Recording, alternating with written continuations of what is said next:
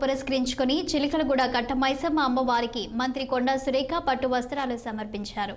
అమ్మవారిని దర్శించుకుని ప్రత్యేక పూజలు నిర్వహించారు. ఈ సందర్భంగా జంట నగరాలలో బోనాల ఉత్సవాలకు వచ్చే భక్తులకు ఇబ్బందులు తలెత్తకుండా పటిష్ట బందోబస్తుతో పాటు భక్తులకు ఎలాంటి అసౌకర్యం లేకుండా అన్ని ఏర్పాట్లు చేసినట్లు తెలిపారు. కాంగ్రెస్ ప్రభుత్వం జంట నగరాల్లో అన్ని ఆలయాలకు చెక్కులను పంపిణీ చేసి బోనాల ఉత్సవాలను ఘనంగా నిర్వహిస్తున్నట్లు తెలిపారు. ప్రశాంతి భద్రతల సమస్య తలెత్తకుండా పోలీసులు ప్రత్యేక బందోబస్తు ఏర్పాటు చేసి బోనాలు ప్రశాంతంగా జరిగే విధంగా చర్యలు తీసుకుంటున్నట్లు తెలిపారు.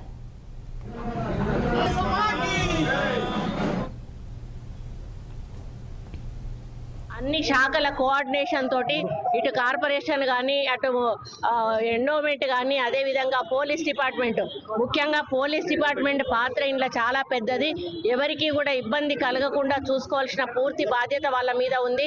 మరి ఎలక్ట్రిసిటీ డిపార్ట్మెంట్ కూడా ఎక్కడా కూడా అంతరాయం కలగకుండా మంచి కరెంటు సప్లై చేసి మనకి డెకరేషన్ చేసి దేవాలయాలను అలంకరించడం జరిగింది. మరి వాటర్ సప్లై కూడా చాలా పెద్ద ఎత్తున మేము ఎక్కడా కూడా ప్యూర్ వాటర్ భక్తులకి ఎక్కడా కూడా మరి ఇబ్బంది కలగొద్దు అని చెప్పడం జరిగింది. అదే క్రమంలో మరి పోయిన నెల నుంచి జరుగుతున్న ఈ జాతర మరి ఈ రోజు ఇక్కడ ఉన్నటువంటి చిలకలగూడ కట్ట మైసమ్మ పోచమ్మ టెంపుల్ కి మరి నేను ముఖ్య అతిథిగా వచ్చి పట్టు వస్త్రాలు సమర్పించడం నాకు చాలా సంతోషంగా ఉంది. అందరి అమ్మవార్లను కూడా మేము ఒక్కటే కోరుకుంటా ఉన్నాము. తెలంగాణ ఇచ్చిన పార్టీ అధికారంలోకి వచ్చింది. ఏ తెలంగాణ అయితే ప్రజలు కోరుకుంటున్నారో ఆ తెలంగాణ అభివృద్ధి దిశగా మమ్మల్ని నడిపించాలని, ఆశీర్వదించాలని, మరి పంటలు రైతులకు వర్షాలు సరిగా రావాలని, పంటలు పండాలని, అందరం కూడా ఆయురారోగ్యాలతో ఉండాలని చెప్పి మరి అమ్మవారిని వేడుకుంటున్నాము. అమ్మవారి ఆశీస్సులు మాకు ఉంటాయి.